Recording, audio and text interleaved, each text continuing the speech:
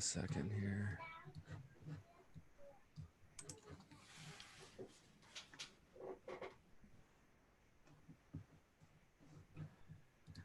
All right, we are live. This is the Goose Group. This is a group, if you guys are just chiming in, that I've been doing some podcasts with some awesome free-minded thinkers, liberty-minded folks, preppers, agriculture, everything. We're getting into it. So each week we do an episode around a theme, and today the theme is the futility of politics and the utility of community, and we're going to bounce back ideas and talk about solutions. So today our host is Nicole Sauce, and each week we do a different host. We rotate. I hosted, I believe, the first episode. I forget. I missed the second one, so I don't know who hosted that. But Nicole's our host today. She's going to be the MC, and she's going to help us through this conversation. All right. Welcome, everyone, to Unloose the Goose. Today, we have our third episode, and we're talking about the futility of politics and the utility of community. And the whole purpose of today is to talk about real solutions, not just random theoretical rantings, although I'm sure we can do our fair share on doing that, right, guys? Yep, and we will. Yep. And we will. But we want to talk about ways to use our state jujitsu powers to exist in the world we exist in, but step around when we can step around. And today we're going to start with Jack Spirko from the Survival Podcast, talking about a couple of ideas he's had, and we'll go from there. Yeah, I want to actually give just a couple of examples. One that I was directly part of that's way outside the system, and one that is being used by a lot of people right now in California that's completely inside the system. And just to kind of prime everybody's pump here with some thoughts on this type of thinking, right? So right now in California, for instance, if you want to do Uber or Lyft or anything like that, DoorDash, what have you, it's gotten very difficult because the government in California has made it almost impossible to be an independent contractor. And of course, all the people that drive, well, most of the people that drive for Uber and Lyft, et cetera, are independent contractors. Do Amazon deliveries, DoorDash, Rover, which is where you do gig economy, dog sitting, all of that stuff is independent contracting if you only do it directly with the company. You just get certified or inspected or whatever they want you to do. Well, as soon as I heard that, I was like, well, that shouldn't be a problem if you establish an LLC and you're the sole partner, managing partner in the LLC. Then you have a direct corporate to corporate contract. So I checked it out. It turns out that's what a lot of people in California are doing. So even though the state itself put this impediment in place, it basically is destroying the gig economy. It is the state's system that allows you to get around the state's problem. You're using the state's power against it. Now, in California, that comes at a cost, and you have a business license, and it's much more expensive than it would be, let's say, in Texas. And fortunately, I don't live in California, but unfortunately, I can tell you that California is a horrible place to do business. We ran a contracting agency. We had contractors in California. It was a nightmare. But if you want to live there and you want to do the gig economy, you file a piece of paper, and all of a sudden you're back in business. Because it's a hurdle, it's actually an advantage. And it's advantage because now if I'm an Uber driver in California and I do this paperwork and there's competition, among drivers for passengers, and there's competition among passengers for drivers, I'm going to get a higher rate and I'm going to get more fares if I'm out there doing that until everybody catches up. So that's an example of state jiu-jitsu. Another example of state jiu-jitsu is something we did that was totally outside the system. And this is one I was involved with. So we managed a farm for a while up in West Virginia. West Virginia is the worst town or the worst state in the country for raw milk. The West Virginia legislature has done everything they can to make it almost impossible to sell raw milk. And up to the point of you can't do a cow share, where basically that would be like Curtis, Nicole, Xavier, and John all own a cow. And I take care of it for you, and you all get your share of milk every week. That's a workaround a lot of states allow. Another would be I just say, hey, I sell milk for dog food, cat food, pig food, whatever, for pet food. And West Virginia says you can't do that. So because obviously I could say it's for dogs, and Nicole could buy it for her dog and drink it, and that's nobody's business. So how do you get around that? I mean, that seems like that's pretty ironclad, isn't it? Well, what we did, we sold our raw milk as a soil amendment. And milk actually is a really good soil amendment. We even included instructions on how to use as a soil amendment, and we advertised it as the freshest milk for a soil amendment you could get, refrigerated from the time it came out of a cow. And we even put on the label, it was a violation of state law to use this product in a manner inconsistent with its labeling. And all of a sudden, sell all the raw milk that we want, even in the state that made it as difficult as possible. And I just think there's a lot of things like that. There's a lot of loopholes where people, I talked last week about being the pig versus the cow, and the pig always testing the fence. And if it finds one hole, getting out. And people just quit too easily. They quit too fast. And then they think, well, we'll vote harder. And kind of on today's subject, voting harder won't work, but using the state's power against it, well, sometimes that works. Yeah. So, yeah, who wants to go next? I'll add some. Oh, sorry. Yeah. Did you say you wanted to jump in there, John? No, go ahead. I'll go after you. I was going to say there, Jack, just kind of going on that. Yes, I agree, and I love the idea of state jujitsu. It's much of like the art of war. Sun Tzu is using using the enemy's energy in a way that doesn't disrupt you. And a big part of your ability to do that, say with milk, is that your operation is lean, right?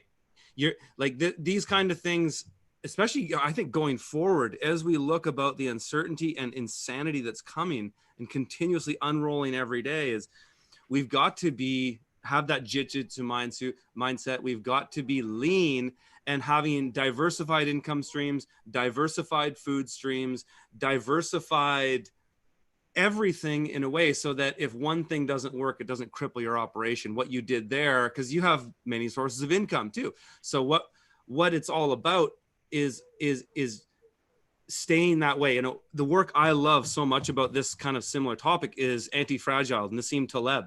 Some of you are familiar, because it's taking the permaculture idea and making it better. Resilience is a word that's known in permaculture, to move around the power of the state and be sort of an agorist is important, but to be anti-fragile. And there's so many things, and I know some of you guys have benefited from all this bullshit that's happened, all this lockdown stuff. And you can do that because you're lean, you're thinking on your feet, but ultimately you're kind of not exposed in one way or the other. These aren't monocultures, right? And so that diversified approach is so important in how we operate today, being getting out of the way of the state at least, so that it doesn't railroad us.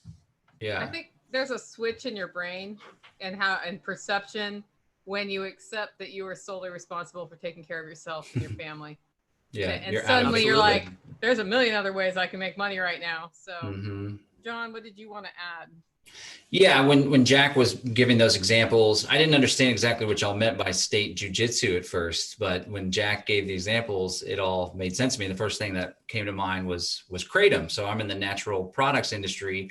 It's not just a natural product. It's a natural product that the government hates. It's banned in 6 states. You can't accept credit cards. So it's been a difficult industry to navigate. And when I first started selling kratom, it was at this bookstore I operated called Brave New Books. And I would sell someone else's kratom. So I'd just buy it and we would repackage it and sell it. And actually early on, we were just reselling their stuff. We would buy it in bulk and then resell their label. And I got a call from them and they said, hey, you can't sell our products. We noticed in a video you did that you had our kratom products next to other health products. Our product isn't for human consumption. And so there are some cities or states where they're like, you can't take kratom. Kratom's a member of the coffee family. It's a powder. It helps people with stress, anxiety, chronic pain. And they're like, you can't use kratom for health purposes. Even the FDA doesn't approve kratom as a supplement, right? It's in this like shadowy gray area. And so some people sell the kratom. It says not for human consumption on the bag.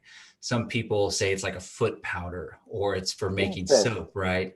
And so early on, I was going to adopt that strategy to just try to get the FDA to never crack down on me or anything. But I realized that there's this moral hazard that was created because the minute that you put a suggested serving on the bag, then obviously it's something that you're going to consume, which enters you potentially into this regulatory arena at the state level. And the FDA could be like, you're not supposed to sell that as something that you consume. But I had to weigh the risk involved with selling it as something that you consume. And all my videos and all my marketing, it's like, you consume this and it could help you with your health. I'm just putting it out there as an agorist, right?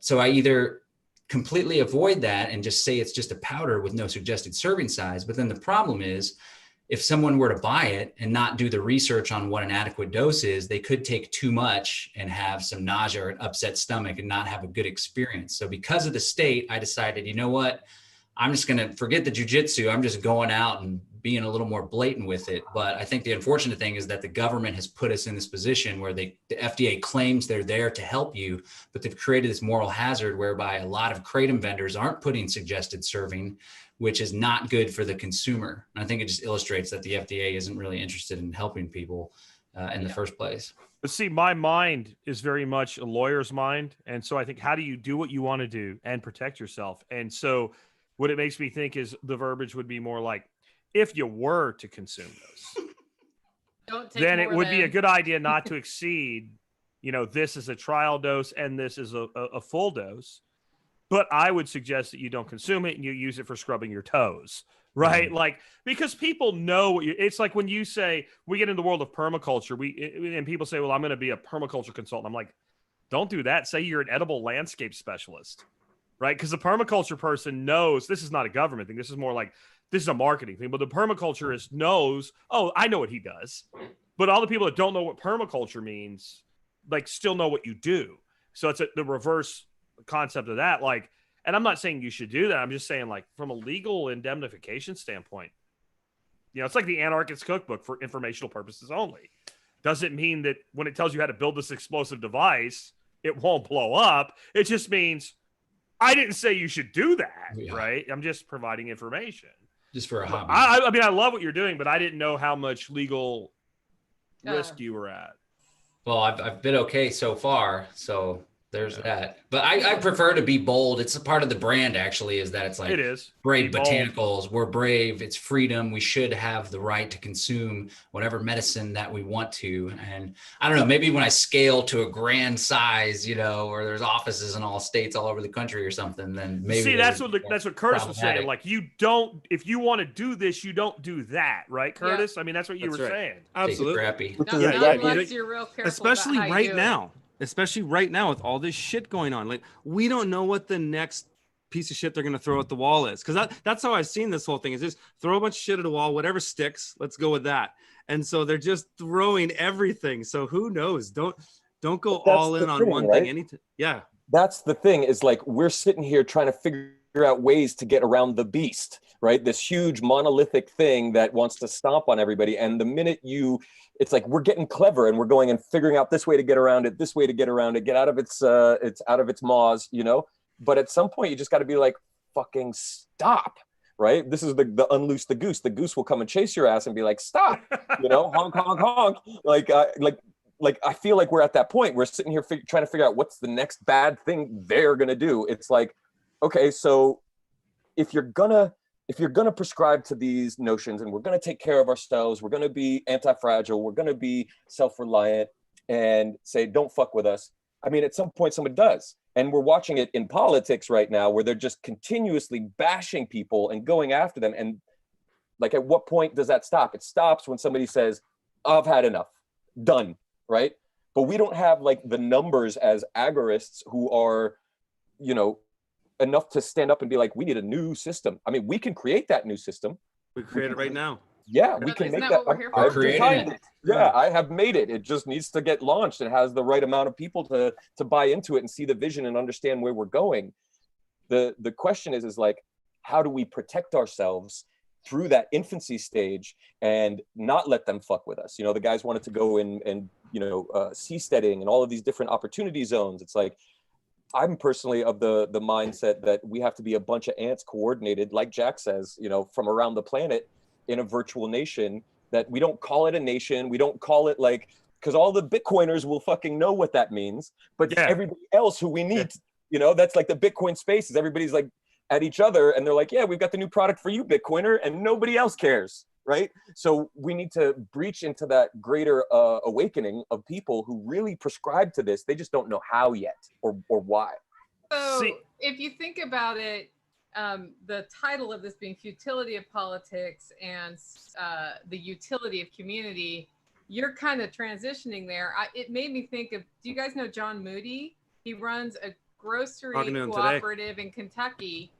And all of their members, the whole mission is to get their hands on healthy food, right? Healthy food includes raw milk, Jack. Yeah. And they got raided by the FDA because they were distributing raw milk to the cooperative members. And rather than put their tail between their legs and figure out how to label it as for animal use, he got goosey. He sent an email to all the members and said, tomorrow when they come back, I need you to be here and you sign this thing about, you're going to have your raw milk. And they pushed back. I mean, they looked at the legality, but they had them sign a waiver and people showed up and the feds went away. Yeah. So guys, so this is a trend to activate your community when you figure out that you're on the wrong end of whatever that is, whatever person has a stick up their butt that day at your state inspection office and push back. Because when they're facing down one guy, they don't care. When they're facing back 100 guys, they care. Jack. But they are like bullies too. Jack, one real quick thing. Yeah. The trend here is private clubs, private members. I saw a flyer. It went viral. I don't know if you saw this one, Jack, but it was some restaurant in Texas, like some grill place, or barbecue place, smokehouse, and it was like whatever our restaurant at Bucks. It was like Bucks 4x4 or something like this. We are now a private members club, and basically they say if you feel that you have to. We're not enforcing masks. This is in the private, so you're welcome to come in, but you must know that these are the rules of our private members club. That's how we get everything. We go into the private. Bitcoin is private. All these cryptos, most of them are private. CSAs for farms. It's about going into the private. Even on the sovereign side, man, that's what happens when somebody pulls themselves out of the matrix. They go into the private. The public is the beast fucking system. The private is where men and women roam. That's what it's about. It's the private. So two things are, no, well, actually three. First, I'm glad you're the first one to drop an F-bomb in this episode, so I can stop taking the heat for it. Wait a minute. I said like 4 of them. All right. I didn't notice. Jack had him in the pre-show. Like Xavier is smooth with his fucks. He's got the smooth fuck. Anyway. He's a smooth fucker. You guys are making me blush here. You're making me blush. So anyway, so first of all, with the whole standing up and all, and being a goose, so the first thing the goose does is it tries to put its babies and its nest out of the way, right? And that's the whole positioning thing. But yeah, we've all seen the video where the cows get too close to the goose nest, and there's a herd of cows, and the fucking goose is biting the cow in the head. That's a thing too. So I'm big on the pushback and get down the way. Now, what Curtis brought up with the private club, that's actually an old status jiu-jitsu here in Texas. Not that long ago, because I can't be that old. But so back when I first moved to Texas in the early 90s, there were a shitload of places around here where they still had a basic form of prohibition against alcohol in restaurants and bars. And they had dry counties where you could get beer or liquor at the liquor store, maybe, or maybe you had to go to the next county or whatever. But whatever it was, you couldn't sell somebody a burger and a beer at a sports grill, which is insane. Well, they came up with the idea of a private club, and the counties were like, well, we can't really tell a private club what to do. So some genius, and this guy needs a Nobel Prize, came up with something called the fucking Unicard, right? The Unicard was a thing that you made a mass club that any bar or restaurant could join. And then you were a member of the Unicard. You were a member of and it could be anything from Joe Blow's burger joint to an Applebee's. And you'd go in, they're like, yeah, we're a private club when it comes only for the alcohol. Here's my Unicard. Yep. And your whole table was a guest. And that Unicard was $5 for 3 years. Dude, $5 for 3 years. Amazing. And eventually it actually killed all of this stupidity because the counties were like, well, we could issue them a permit and we could have the money and we can't really do anything about it. So I think the pushback is great, but it's also position first and pushback when you have to. So check Yeah. this out. What if you were an international organization and everybody were co-owners of a cooperative, a private membership cooperative, and you wanted to import stuff that was made in Timbuktu, right? And you wanted to bring it here, Okay. and you don't have to deal with all the import taxes because it's your own private company. And everybody has their own, it's like your own. Does that company. actually work? That doesn't sound like that works. I love it. There might be some international laws.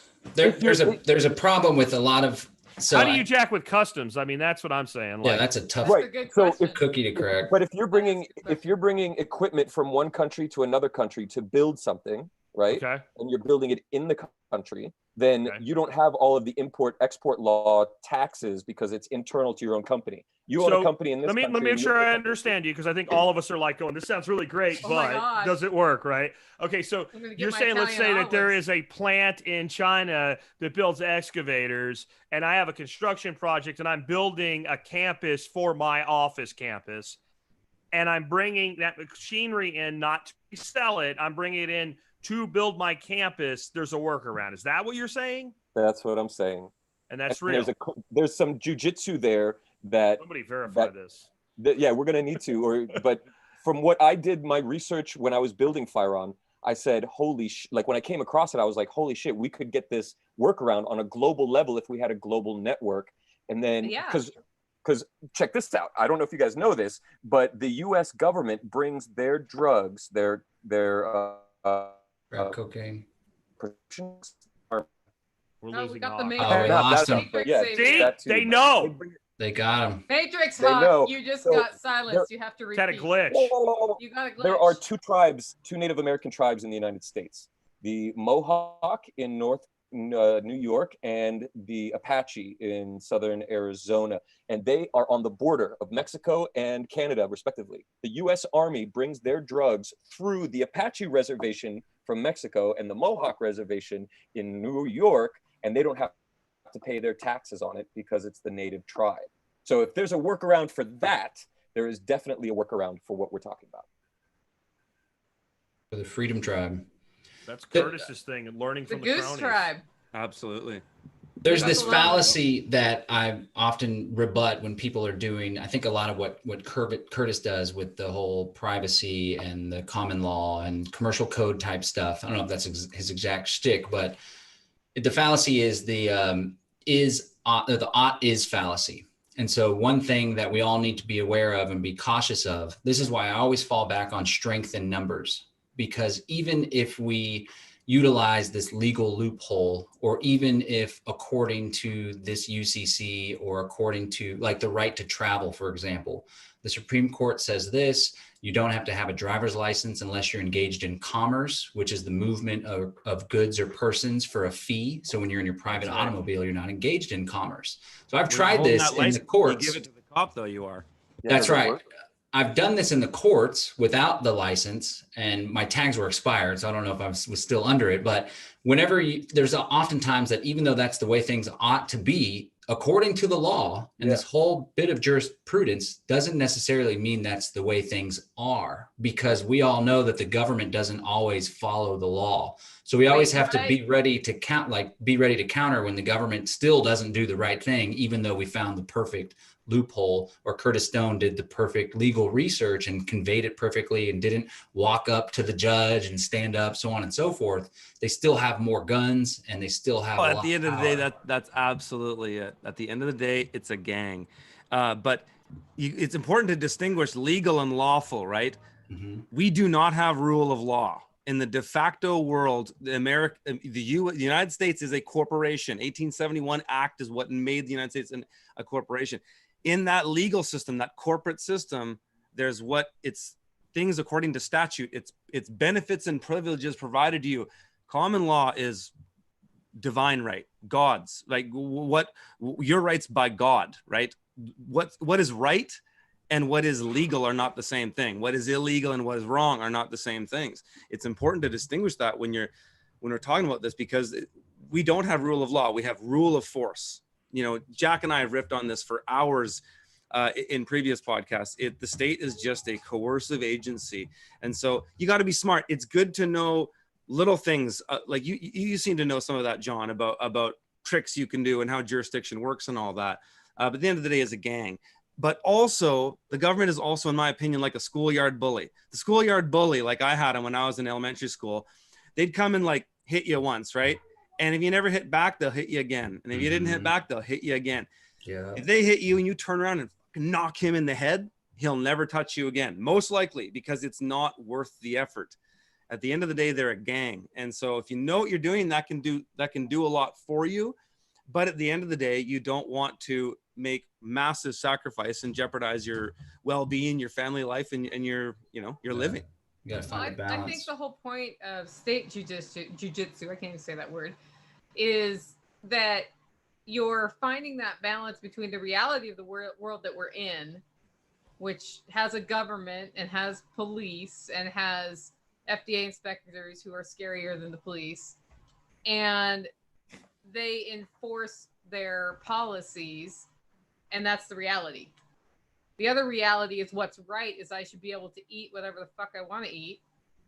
It's my choice, it's my body. And so if I can find a way to push back, that's great. And as John said, when I have a community that will come and support me when I'm pushing back, it's even better. It reminds me of, I can't remember his name. There was a farmer in Michigan who, when the USDA came on to inspect his cattle, came on his property, he was like, fuck that, I know the Constitution. Wait right here. They're like, okay, we'll go sit in our car. It's a really cold day. He's like, no, wait right here.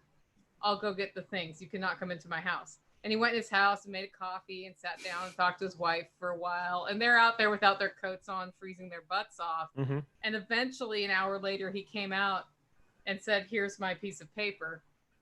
And every time they come in, his theory is if I don't let them on, I'm okay, right? Because the minute you let an inspector on, the minute you let anybody onto your property, that's when they start finding violations. That's when you get the citations, and that's when they come after you.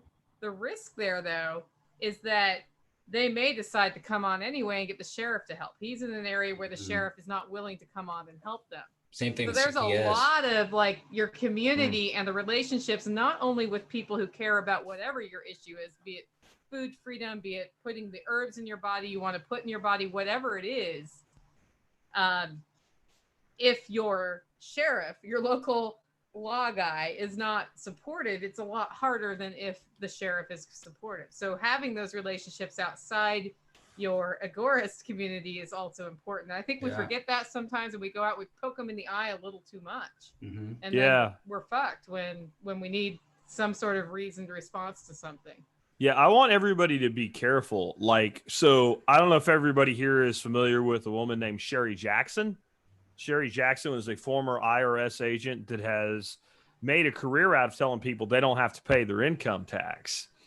And Sherry Jackson was eventually convicted on a very small misdemeanor, federal misdemeanor.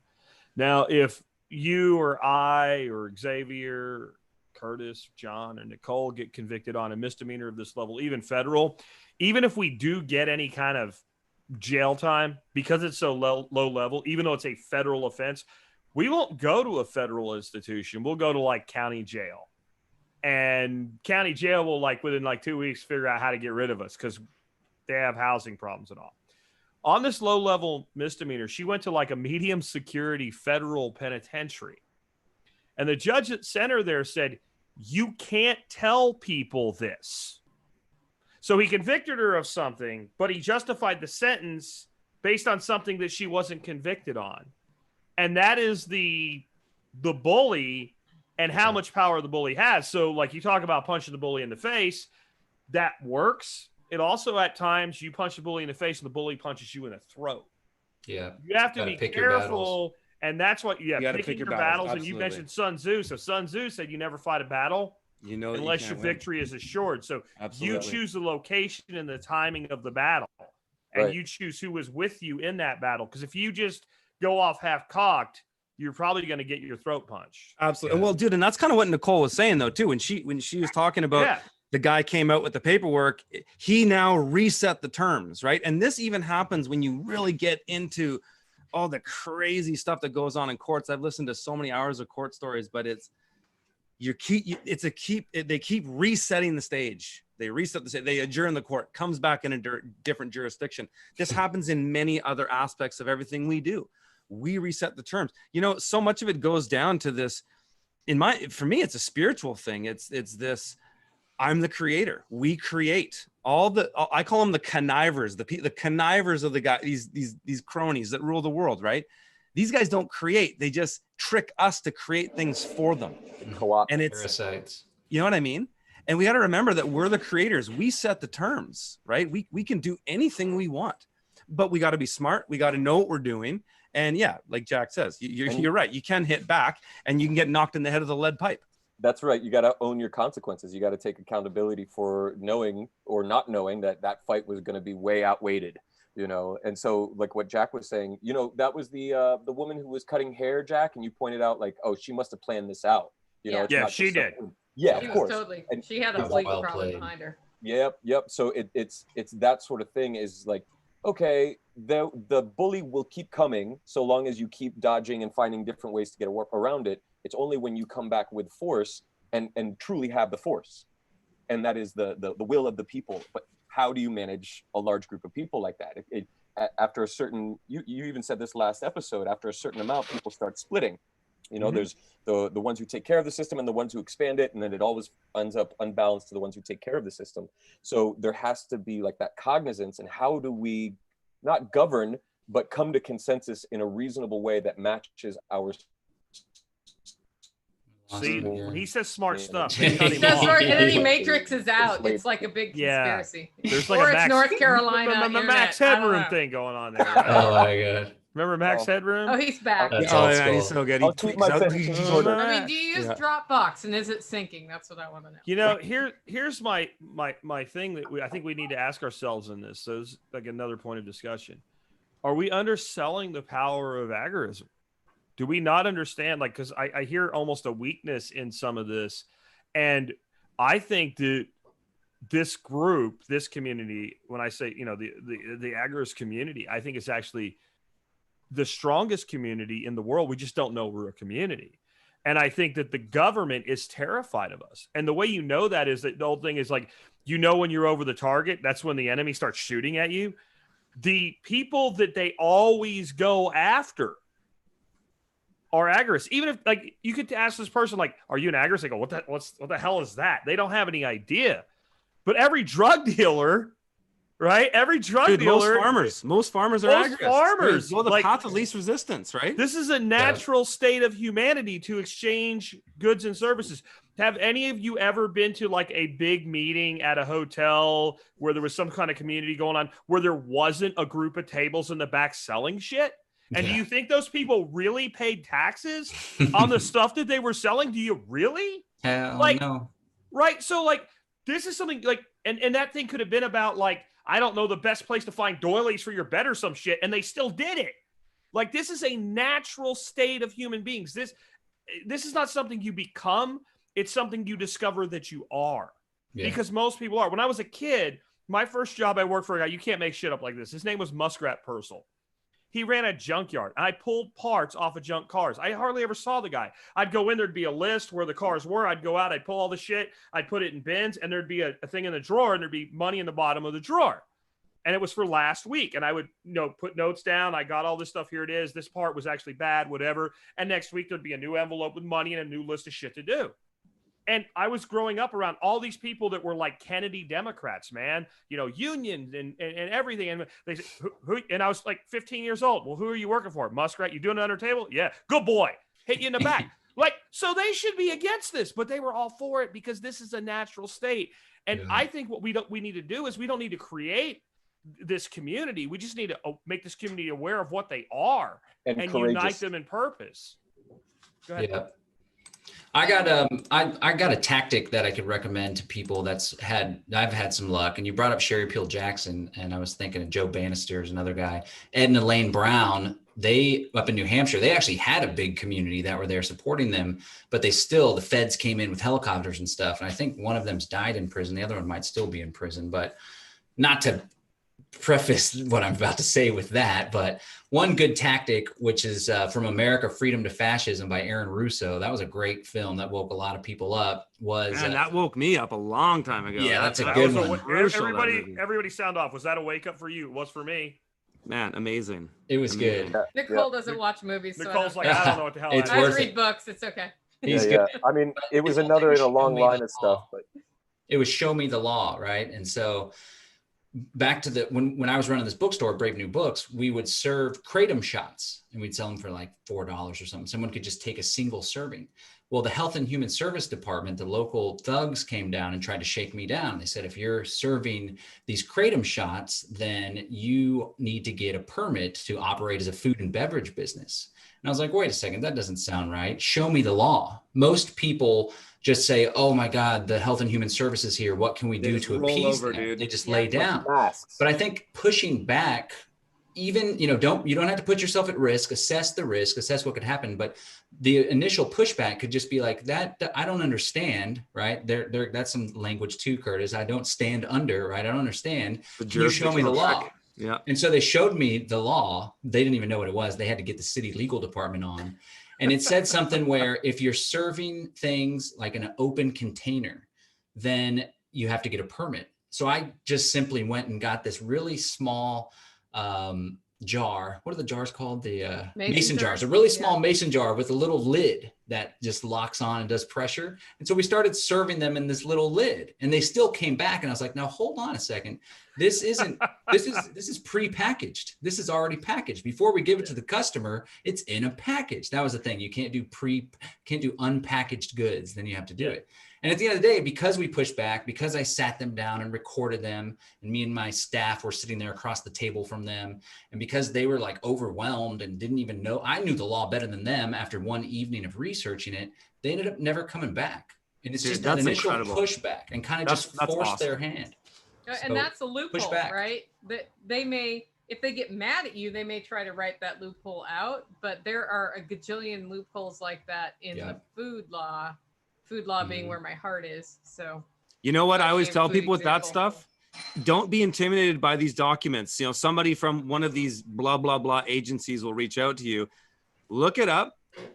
First thing I do is go to the definitions. Like, for example, I'll give you one classic example. I found a way out for so many farmers is we have this Marxist land grab happening here in British Columbia called the Agricultural Land Reserve.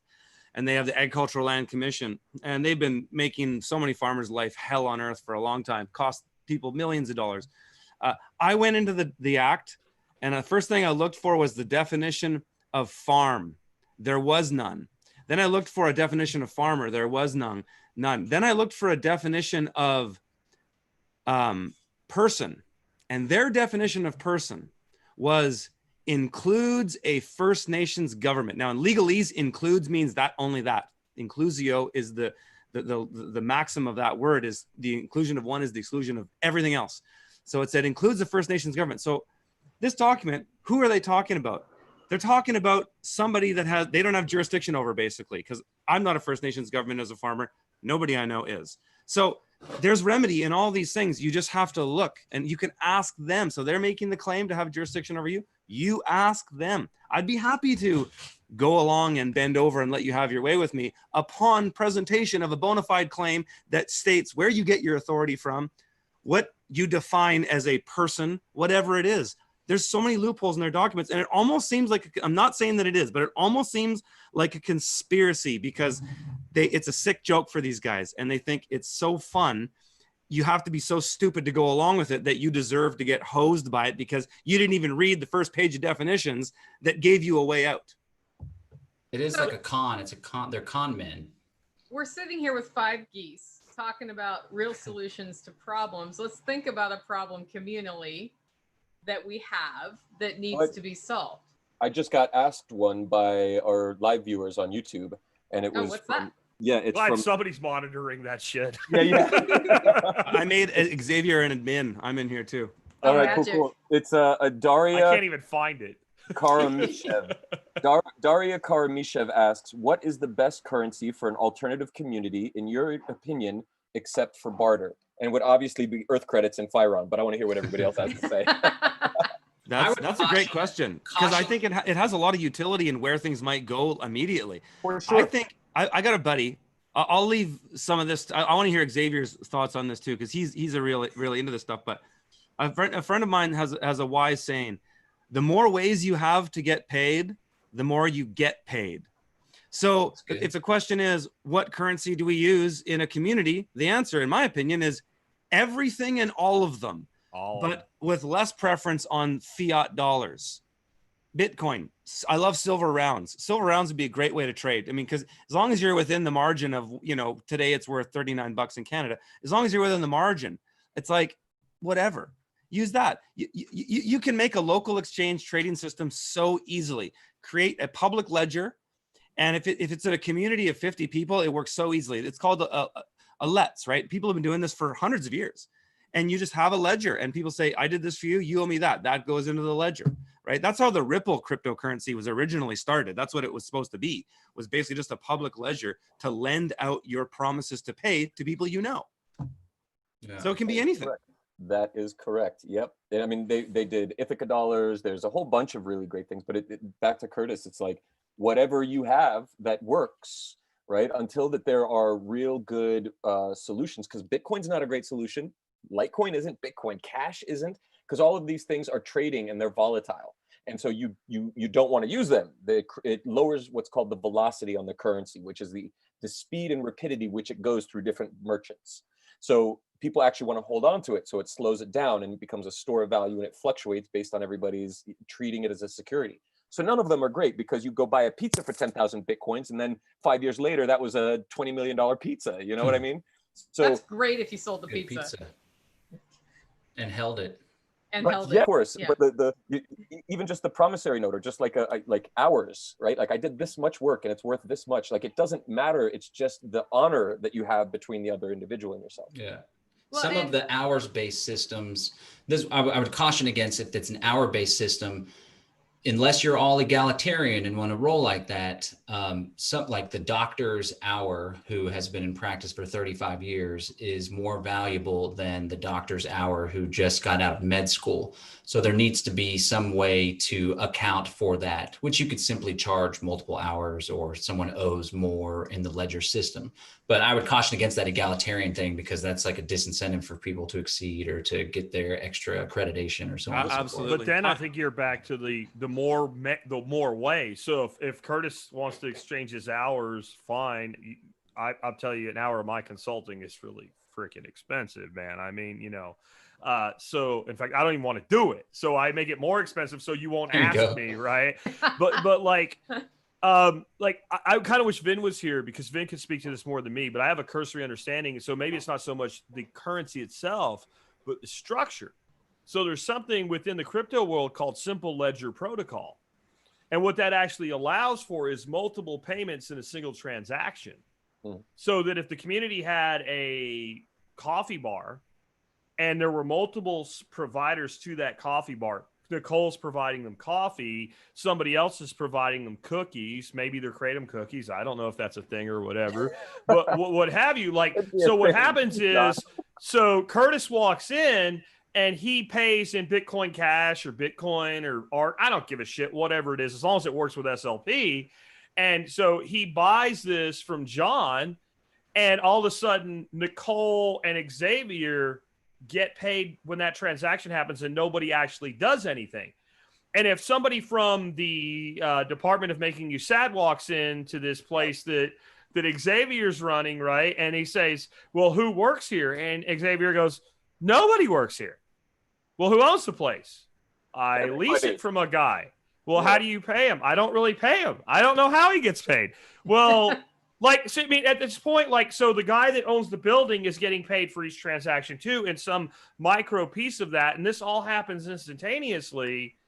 But if Nicole works there cleaning up the tables or whatever, and she's in for a piece of this, and they go to Xavier and they say, hey, Xavier, like, she's your employee. And you're like, no, she isn't. I don't have anything to do with that. He's got to have clean tables for coffee. And they go, what are you doing? You go, I just clean this stuff up because I like to. Do you get paid? I don't know. Right? And like, prove it. So show me the law. Show me the proof. Show me there's no transaction here whatsoever. This guy comes in and puts space credits out in outer space. I don't get them. Like, this thing goes around a back end, it comes back and splits itself up. Like, I don't know this the way Vin does, and it's too bad he's off. I don't know, spearfishing tonight or whatever, or taking care of a client. his anarchist Right? This question has come up on social about 900 times in the last 3 weeks, so I'm sure it'll come up when he's here, Jack. Okay. Yeah, I mean, I'm sure we're going to hit it again. But I'm back You know to what? the first It's- answer Curtis gave was all of them. Yeah.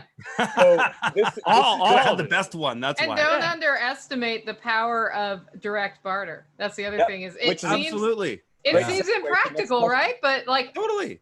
I just traded the install of a tankless hot water heater for web work. Done. Well, that that never makes- happened, right? No Using taxes. William Ortiz's question, he says, what good is crypto if the government pulls the plug on the net? Or if there's an EMP, China, whatever, Yeah, the yeah, electricity yeah. goes out. You What got if no your more aunt has influence. balls? Right, exactly. Well, But Xavier, I want to hear. I know you have a solution for that one. I thought about you when I saw that question. Yep. What if? What if your aunt has How about if balls? the Come internet on. goes down? Oh, I mean, what if the internet goes okay, what down? if the internet goes down?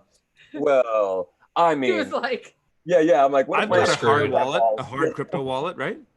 So, no, if the crypto wallet should sustain if there is an EMP attack, because they're solid state for the most part. If you've got a problem with the internet and electricity as a whole, you're fucked, and like you're talking 10, 20 Your years. dollars are useless too. Right? Yeah, you're Exactly. screwed. So that's Bitcoin's where the least of our worries. exactly. Yeah. Yeah. That's what I told all my friends who were, preppers and all of that at the time. I'm like, well, that's why I've got whiskey, bullets, and gold. Yeah. Don't proceed. So Everyone thinks it's either or. They're always like, well, we need to have our gold and our guns. And it's like, yeah, a and good Bitcoin. investment portfolio includes bullet, gold, and guns. That's I'll just right. say ATF, people are like, what does alcohol, tobacco, and firearms have in common? They're your three barter items. Exactly. Yeah. Exactly. Anyway, Xavier, go Other ahead. things you want to have. No, it's Yeah. true. I mean, like the local convenience store, which is like I think I told you guys on the first episode, they sell feed, food, guns, and convenience store items and gas and all these other really great things for homesteading. They're out of bullets. 5.56, they can't get them. And I've called around and there's like none of it around. And they're saying because it has to do with the iron mines in China or something. So we're already looking at supply chain issues if you just look hard enough, So what are you going to use as barter and trade? Danielle. Well, dude, I mean, come on. We're missing the elephant in the room there. Here, it's food, obviously. Yeah, somebody's Yeah. saying that in the comments. Sure, That's the guns and most whatever is valuable. great, but how long can you hold out on the hill? Like, Yeah. this is the thing. If shit goes really bad, and the old crusty guy that nobody likes but has all the guns, he can only take it so far. Either you're the guy who's out murdering people, and that's not going to last long because somebody's going to take you out, or you're just the paranoid guy up on the hill hunkering down. But if you're not in the community, and this is where I want to bring it back to where we came to from this, the utility of politics, the utility of community, is that if you're not in the community and people are like, you know what, that Nicole woman, I would help her out because she's helped me out a lot, right? That guy, Jack, I would have his back because he's done this for me. And we help each other, right? We're communal animals. We need each other. That's what's so insane about all this lockdown and masks and BS is like, it seems like it's just meant to pull us away from each other. Our humanity is within each other. It's in our heart, in our hands, right? And we have to hold each other, and we do that metaphorically and literally. We hold each other up in the community, right? And that's where when the shit hits the fan, if people are not invested in their community, you can only hold out on the hill for so long. Yeah. But what about Yeah, ideology? What's that, Xavier? What about ideology? So I'm on the board of my kid's school, and they want to wear masks at a school that's based on the philosophy of freedom. And I'm saying, insane. well, that's what I said. I'm like looking at the facts. They get government dollars. That's why. No, it's private, dude. Yeah, but they probably still get funding, dude. That's why they're pandering to this shit. I'm on the board. No, there are. no, they're just Probably- scared of the virus. There They are enough- terrified Or of it's the legal virus. liability. That It's too. legal But liability. that's right? where the private, if it was really private, you could get around that. Well, we're going to have like a big community discussion. Not if they don't want to, Curtis. Yeah, That's well, that's that's- the well, thing. of His course. Everybody's problem gonna be on isn't board. him. It's Yeah. not regulation. It's Yeah. the majority of the people involved have decided we're They're going to mask our children. My response to that would be, well, fuck you. My kid's out. I mean, my wife that's is a my 100%. response. Yeah. 100%. I'm of that, and that's what I said the first thing. I was like, that's it, we're not going back. And but it's more nuanced because it's community, and then you have to be really, really fucking diligent about who you choose to be your community, because there is a lack of courage there, a lack of reason, and a lack of like courage. Like I look at this and I can, like Jack knows, it's like, look at the evidence, come on, but Dude, not enough people absolutely. do. And That's so good. you know, I So feel my like thing that is, when scary guy that on the happens in a hill, like, community, we're outnumbered. you know, we talked about leadership last time. So that, to me, that's when you do step up as a leader and say, I don't think we should do this. Well, we're going to do this. Okay. That's what I'm going to do. God bless you. Good luck. I'm going to go over here and not do this. If you'd like to come with me, come with me. And if I'm there by myself, at least I'm not masking my child and abusing my child. And if 3 people come with me, then it's 3 people. And I, you know, on the occasion when the majority come with you, maybe the minority go, maybe this wasn't such a good idea. Yeah. And then maybe they don't. But that's the free market of ideas. And I don't actually have a problem with the fact that if it really is private, that your people want to do this stupid shit, because they have every right to do stupid shit. It's their kid. I have no right to tell them what to do with their children, but I am then going to withdraw my child and tell them to go and not pay the shove your head as tuition. far up your ass That's as you right. can and inhale. I mean, That'll protect you from the virus. So Hawk's starting a private school at his homestead, apparently. I mean, I've The already Hawk had Academy. people offer me. the Hawk Academy. I love People it. have already offered me. They're like, I'll pay you $250 a week. And I remember Jack saying that. I was like, Dang. Enough people. I mean, business. why not? Yeah. When you brought up ideology, what immediately came to mind for me was I used to be really strong ideology and just like, I need to get my little libertarian crew. But then I realized, like, I'd rather be friends or go have a beer with the socialist that's friendly than a libertarian a-hole. And there's a bunch of those. Oh, yeah. But you bring up a good point.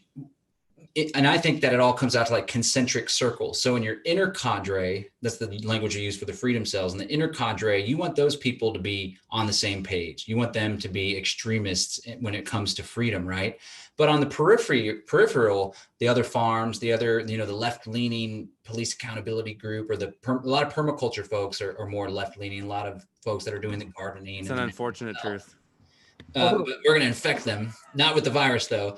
But it's okay that they have that ideology over there and we could trade amongst them. But I think what you said, like, it is important for our core group and those that we're closest with. It's really important for them to really understand freedom, because when you have some people with some socialist tendencies, then they're willing to sick the government on you. But even in the intergroup, like outside of the government, like you said, this is a private organization. It's not government forcing everything. But because they're okay with controlling people and because they're not fully bought into the whole natural health philosophy that, like, maybe the virus will come and go, maybe we can get the antibodies or whatnot, then it's a problem. So I'm glad that you brought that up. I had that little struggle in my head, like, oh yeah, we need to have a big tent, but at the same time, the big tent comes with risk. No, we don't need a big tent. We need an open tent. Yeah. You're welcome. Yeah. But if it's too small for you to get under, piss off elsewhere kindly. I mean, like, this idea that we need to be welcoming to everybody, that's the ideology of the politician. Totally, because he wants the votes. Yeah, I got to make sure I don't offend too many people. I want to offend as many people as possible, Filter them out. as fast as I can, so Absolutely. that they'll all identify themselves, so I know who they are, and they'll all stay away from me. That's what a goose. Totally. The goose does not worry about offending you. The goose will take a crap on your house as it flies over it and tell you, sorry, I had to take a dump. Now, I'm not advising we do that. I'm just saying that's kind of the attitude of, like, this is what I believe, and I do not ask you to believe it too. I do not ask you to even be part of it.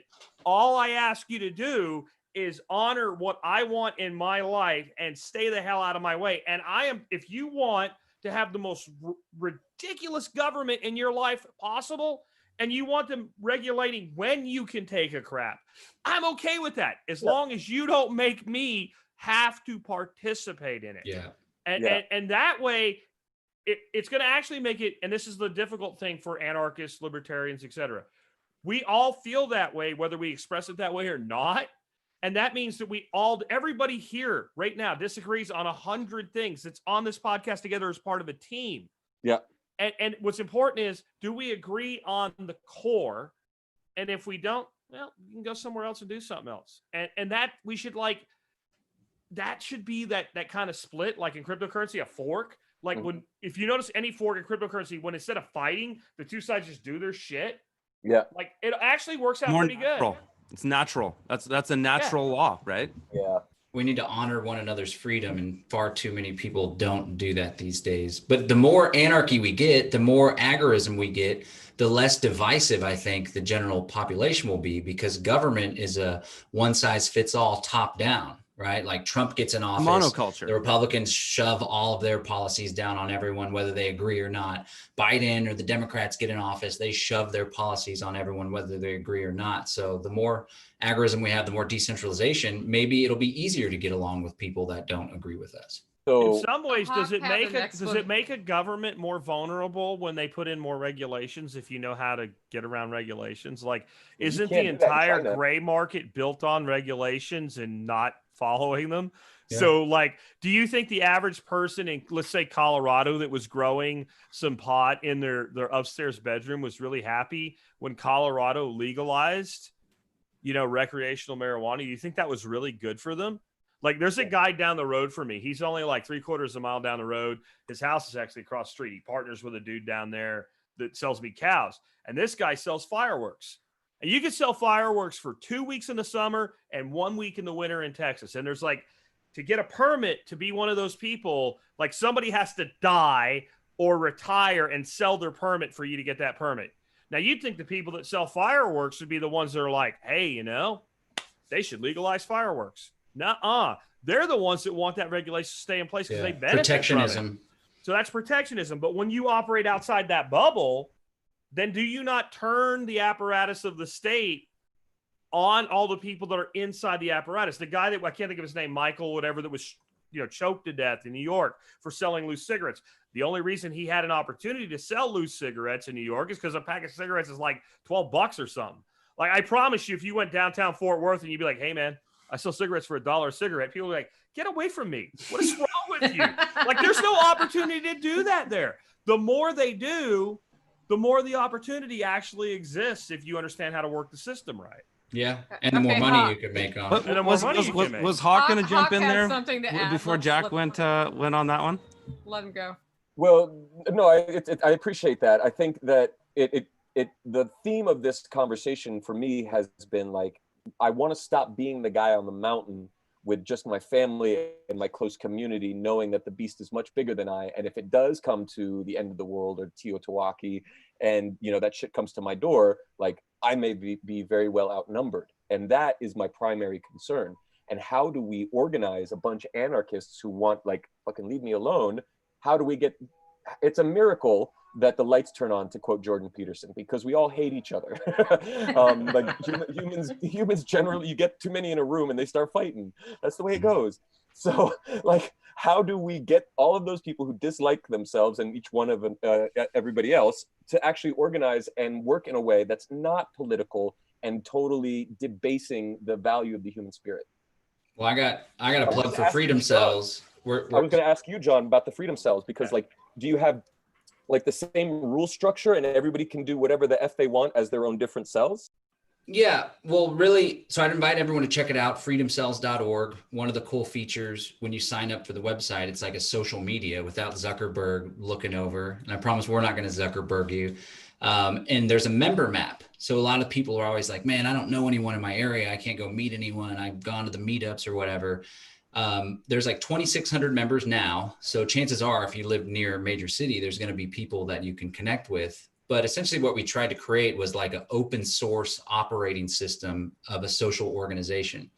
And so it's not top down, it's not hierarchical. We encourage people to utilize the platform and this idea however the hell they want.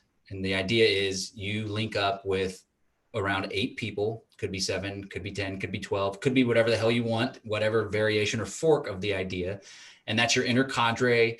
You work together, you have mutual aid, you support one another, you work on common goals. Everyone gets 3 months worth of food storage. Everyone has firearms and learns how to use them, maybe use the same caliber ammunition. Everyone has a bug out plan. Everyone has encrypted communication. And then this really jives and people have benefits in their lives. Then you encourage the creation of other groups. And whenever you reach around 8 groups of 8, 64 people, then you link up in what we call a middle cadre. And this is ideally in a local area. And then if you have other middle cadres forming across the state or across the country, they link up 64 groups of 64, which is like 544, and form what's called a meta cadre. And these groups all support one another, and there's a consensus making process that could make decisions. There could be like a health share for healthcare that gets adopted. You know, it's in its early stages, and right now there's inter-cadre groups. There's a bunch of them in Dallas, Fort Worth, and Houston, some up in Canada and England, all across the world. And really, it's in its infancy, and people are just linking up in those first small groups and providing support one another and for one another. And one of the big benefits, Derek Bros of the Conscious Resistance really grew a lot of this network. It was my idea back in 2014. He really pushed it.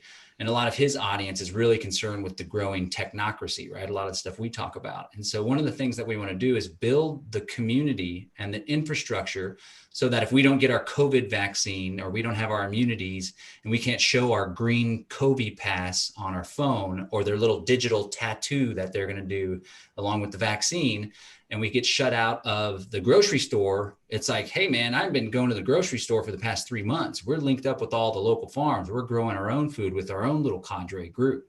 So that's the idea. I want to invite people to check it out, freedomcells.org. I think it's something that we're doing to have the community that a lot of people are looking for and don't have. That's dope. I would love to have a private conversation with you about that and how we can organize or bring like the whole firearm architecture with that. Because I think that that's crucial, because there has to be like accountability at a community level. It's almost like the idea of politics is that there is somebody representing your voice instead of you. But with these things, we can represent our own damn voice right now. Yeah. Right. And if we had a trustworthy voting system, we could gauge the will of the population as a whole immediately, asynchronously, make decisions based upon how everybody feels. We lost him again. And I'm telling you, man, there's He's something always going on point. Mark, Every time but he's they're about on to it. hit it, They're it on just it. Every time If I he talk, flakes out, nothing happens. When he gets on it, it just. Yeah, Your CIA agent's way better at his job than mine is. I'm going to tell he's you. on point. They're not even on I've to me theorized the decision-making element of it, but we could definitely use an application to bring it to fruition. And that's the cryptocurrency space is perfect for leveraging this in a decentralized decision-making way. Okay, Yep. so we're right on about an hour here, which is the length of the podcast. I want to just ask a question and go around the horn. And with this idea of status jujitsu and working around the system and using community, leveraging that power to privately interact with each other, how do you build trust beyond the one-to-one relationship, in your opinion? And I'm going to wait for somebody to raise their hand who wants to start first, because Curtis, you got get it. out. Okay, I'm gonna keep it short too. You get out there and you do good. That's it. You just get out. You know, I saw this kid once, and he was it was like a video on YouTube.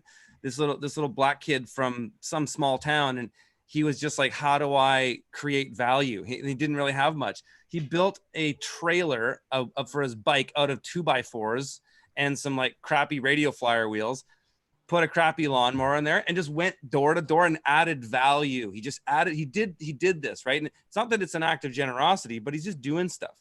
But, you know, for kids who want to kind of get started and make their way, that's a great thing to do. But if you have the ability to give, just give and do it, because there's a lesson in it for your children. It's good to do. It's fun to do. You build rapport.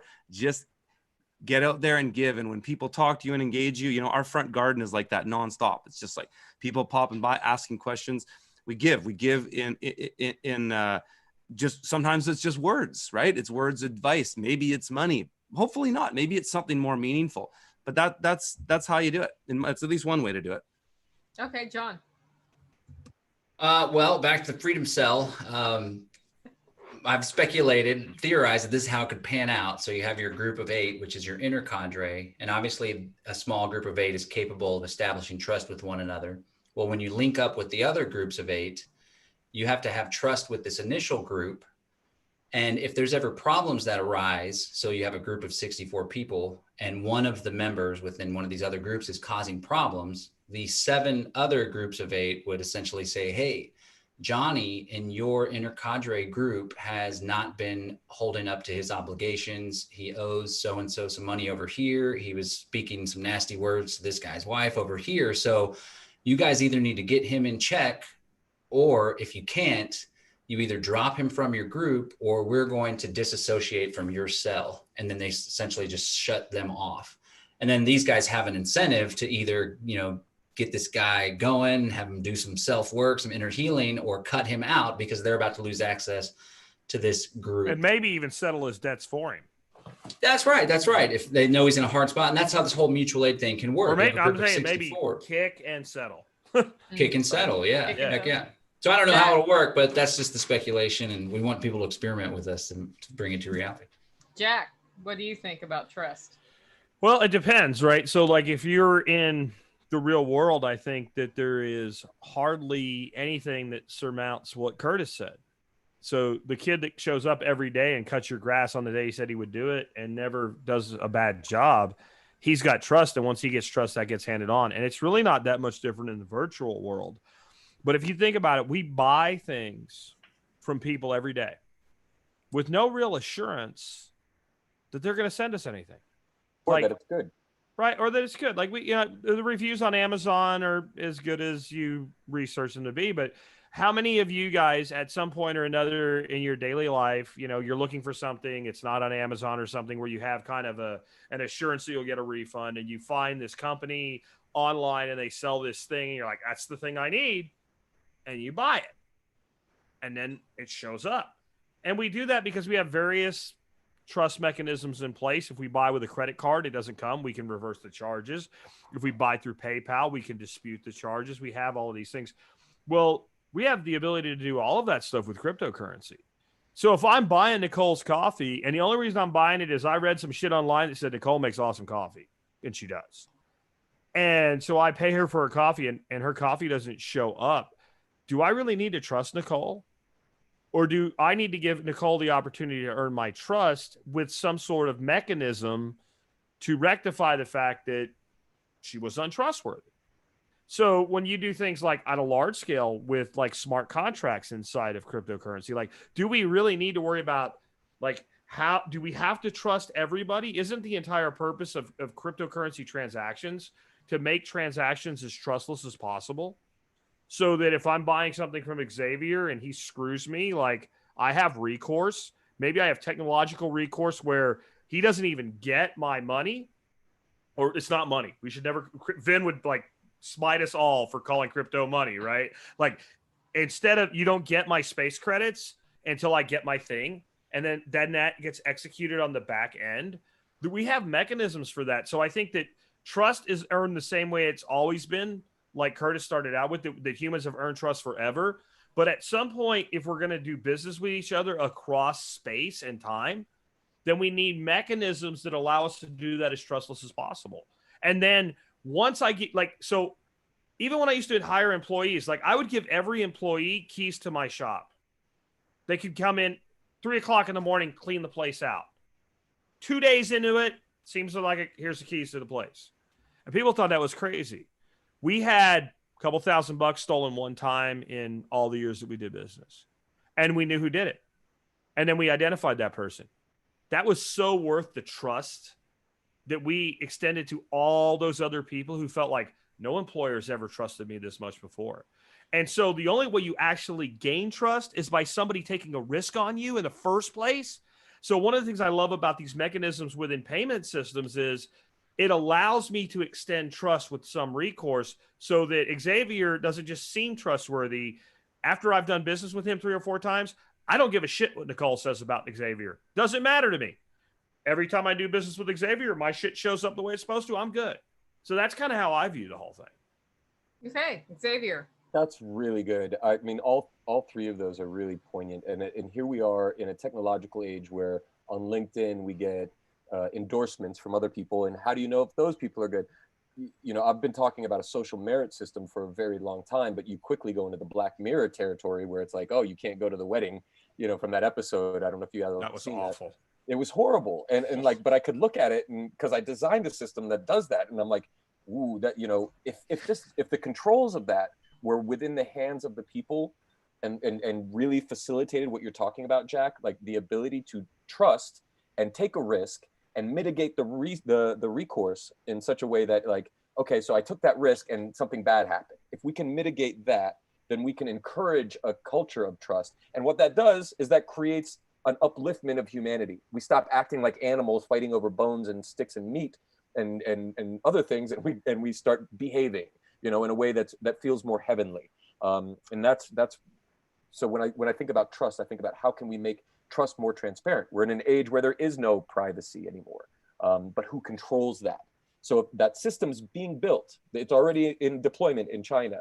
And if we talk about, skirting things here in the United States, we have the freedom still to do that. Over there, they do not.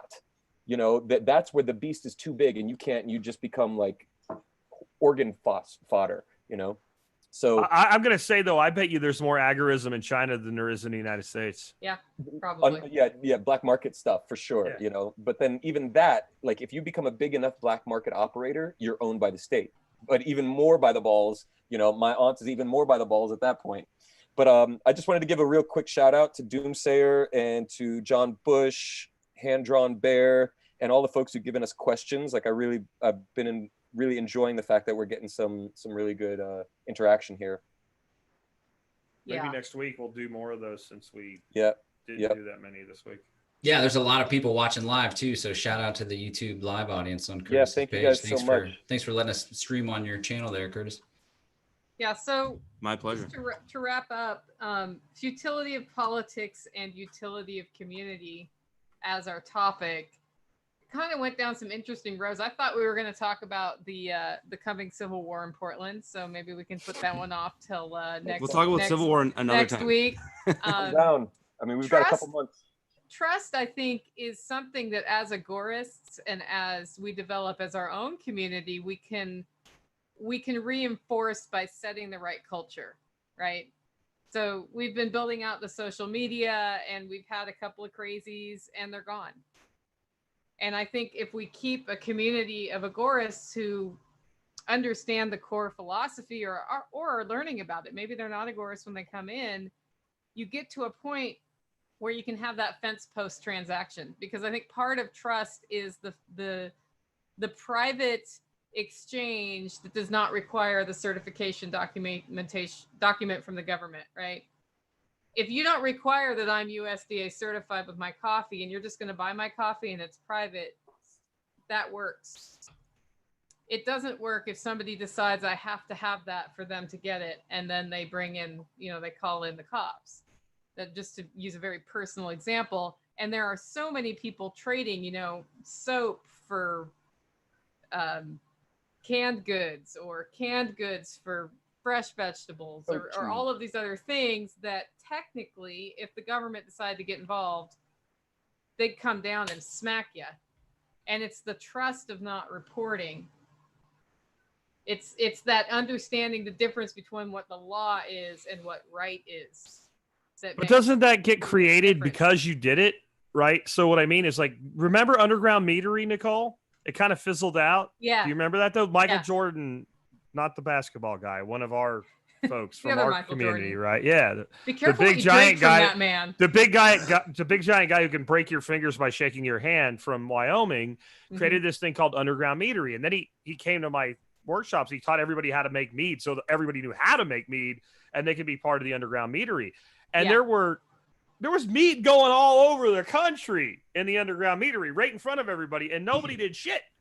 And there were guys that actually ended up starting small commercial meaderies out of that. And even though that thing kind of like it ran its course and did its thing, I know for a fact, because I have some of them, there are relationships that were created in that community that are still doing, and they might not be exchanging mead now, but they're exchanging something. Right. And I think by creating these rogue communities, you create these relationships that are so strong that, like, maybe they're part of John's freedom cells. Maybe they're like, I don't want a freedom cell. It doesn't matter.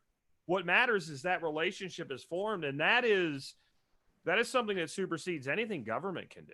Like, government can't really get in the way of that. They can try, But the only way, like, is what that Nicole was hitting on there, like, the only way that the government gets in a transaction between me and Nicole is if one of us becomes dissatisfied and sees government as the recourse. And that's why I've always had in my contracts that you must first seek non-binding resolution, and then you can seek a binding resolution. And then only then, if somebody won't abide by the binding resolution and in arbitration, then you can go to the state to enforce something that's already been decided.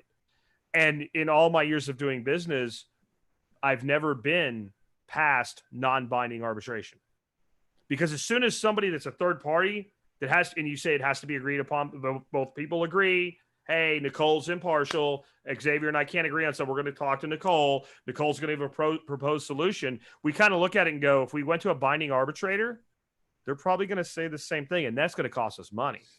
Yeah, that's true. So screw that. Let's just do what Nicole said. Or, well, Xavier and I go, you know what, Nicole's kind of batty.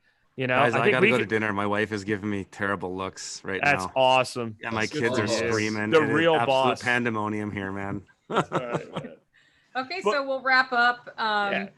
We'll continue this conversation next week on the 4th episode of Unloose the Goose. If there are topics you want to hear us about, let us know. We've got a Facebook group. It's Unloose the Goose.